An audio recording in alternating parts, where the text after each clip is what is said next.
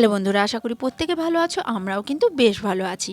তো একটি অন্নপ্রাশন বাড়িতে নেমন্তন্ন ছিল, তো সেখানেই শ্রেয়ার বাবা, আমি আর শ্রেয়া মিলে চললাম। আর অন্নপ্রাশনটা হলো শ্রেয়ার বাবার বন্ধুর ছেলের অন্নপ্রাশন। তো চলো তাহলে অন্নপ্রাশনে যাওয়া যাক।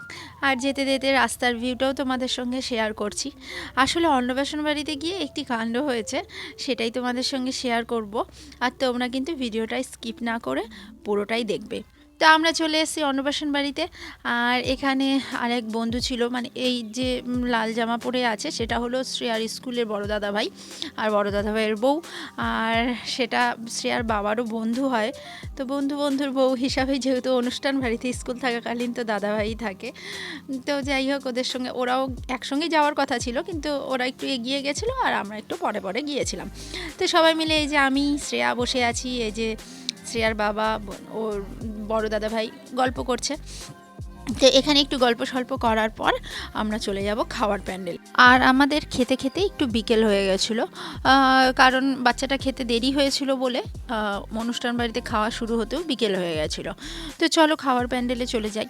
তো এই যেতে যেতে দেখলাম যে ঘরোয়া যে রান্না করছে সেই মাসিটাও চেনা। তো মাসিটাও কথা বললো, তো আমি একটু কথা বলে নিলাম। আর চেনা মানুষের সঙ্গে দেখা হলে খুব ভালোই লাগে। যাই হোক, আর যেই বিষয়বস্তু আজকে বললাম যে একটি কাণ্ড হয়েছে, সেটা হলো খাওয়ার প্যান্ডেলে গিয়েই শুরু হবে। তো খাওয়ার প্যান্ডেলে যখন গেলাম, গিয়ে দেখেছি যে আমরা যে মানে টেবিলটায় বসেছি সেই টেবিলটাতে একটি বাচ্চা আগের থেকে বসে আছে। তো ভাবলাম মনে হয় বাচ্চাটার মা বাবা বা কেউ আশেপাশে আছে। সবাইকে জিজ্ঞেসও করলাম, ওকেও জিজ্ঞেস করা হলো। আর আমি যেহেতু দেশীয় ভাষা বলতে পারি না ঠিক, আমি বলছি আমার কথা বুঝতে পারছে না। তো শ্রেয়ার বাবা বলে দাঁড়াও আমি বলছি। তো শ্রেয়ার বাবা যখন জিজ্ঞেস করার পরে জানতে পারলাম যে না, বাচ্চাটার সঙ্গে কেউ আসেনি, বাচ্চাটা পাড়ারই বাচ্চা, কিন্তু চলে এসছে একা। জানি না ওর বাড়ির লোকজন জানে কি না যে বাচ্চাটা এসেছে, বা বাচ্চাটা মানে কোথায় গেছে কিছু জানে কি না জানি না। তো যাই হোক, বাচ্চাটাকে অনেক বলা হচ্ছে যে কে এসছে না এসছে, বাড়ির লোক কোথায় আছে, বলে বাড়িতে। ঠিক আছে, আমাদের সঙ্গে যখন খাবে তো খাক। তো এই যে বাচ্চাটা বসে আছে, তো শ্রেয়ার বাবাকে বললাম ওই সাইডে তুমি বসো, আমি শ্রেয়াকে নিয়ে এদিকে বসছি। তো বসে বসে ওর কাণ্ডটাই দেখছি। আর খুব ভালো লাগছে, এইটুকুনো বাচ্চা যে একা একা খেতে পারছে। বাচ্চাটার বয়স কতই বা হতে পারে, এই 2-2.5 বছর হবে, জোর 3 বছর, মানে কেবল চলতে শিখেছে, কথা বলতে শিখেছে, এরকমই। তো বাচ্চাটা যে কি খাবে মানে বুঝেই পাচ্ছিলাম না। কি সুন্দর পাতাটা ধুয়ে দিল শ্রেয়ার বাবা। তারপর শ্রেয়াকে বলছিলাম যে দেখো বুনুটা কি সুন্দর একা একা খেতে বসেছে। তারপরে বেগুনি, স্যালাড আর লেবু দেওয়া হয়েছিল। তো বাচ্চাটা লেবু খাচ্ছিল, আমরা নিষেধ করলাম খায় না করে বেগুনিটা খাও। তারপর শ্রেয়ার বাবা লেবুটা সরিয়ে দিল, যে ভুল করে আবার না লেবুটা খেয়ে ফেলে। তারপর ভাত দিয়েছিল, আর আমরা কথা বলছিলাম দেখে ও লজ্জাও পাচ্ছিল, ওই জন্য বারবার করে মুখটা ঘুরিয়ে নিচ্ছিল।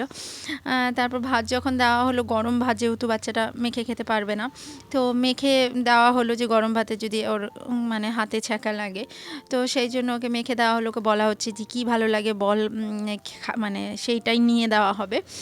তো দেখো খাচ্ছে আর মুখ ঘুরিয়ে নিচ্ছে, না আমাদেরকে দেখছে যেহেতু লেবু চিপছি, তো ও কিন্তু ভাতে আমাদেরকে দেখে দেখে লেবু চিপছে।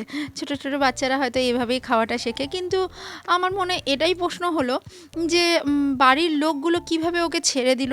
ও যদি নাই বলে আসে তাহলে তো খোঁজ করবে এতক্ষণ বাচ্চাটা নেই।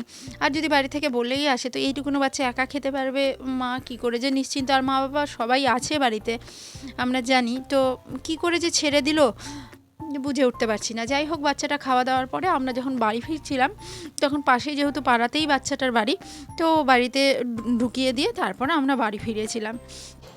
তো ভিডিওটা এইটুকুনি। তোমাদের ভালো লাগলে অবশ্যই লাইক, কমেন্ট, শেয়ার এবং সাবস্ক্রাইব করে নিও চ্যানেলটিকে। আর বেল আইকনটা ক্লিক করে দিও, তাহলে নোটিফিকেশানটা সবার আগে তোমাদের কাছে চলে যাবে। আর সবার কাছে হাত জোর করে অনুরোধ করব, এইটুকুনো বাচ্চাকে আমার মনে হয় না এভাবে ছেড়ে দেওয়া উচিত। একটু খেয়াল করা, কারণ এখনকার দিনে যা হচ্ছে কেউ তুলেও নিতে পারে, কিছু অ্যাক্সিডেন্ট হতে পারে। যাই হোক, আমার মতামত বললাম। তা আজ তাহলে চলি, টাটা।